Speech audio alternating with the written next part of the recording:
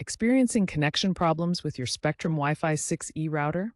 Let's break down how to fix common issues related to WAN, internet connection, bridge mode, extending your network, and DHCP, IP address assignment. First, ensure your coaxial cable is securely connected and that there are no known Spectrum outages in your area. Use the Spectrum app to run automated diagnostics to check cable signal strength and modem synchronization, often resolving WAN failures automatically.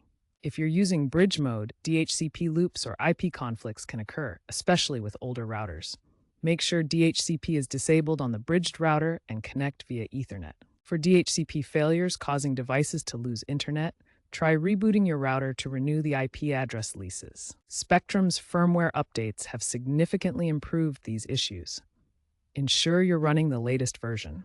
To further troubleshoot connectivity issues, access your router's diagnostic page by entering 192.168.1.1 in your web browser.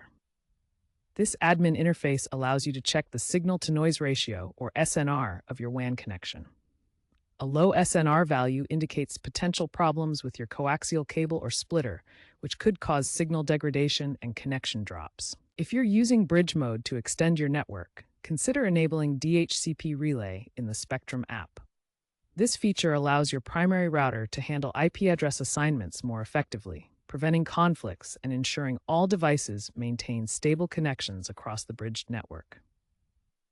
Keep an eye on emerging trends like AI-integrated diagnostics in routers, which can proactively identify and fix connectivity issues without manual intervention.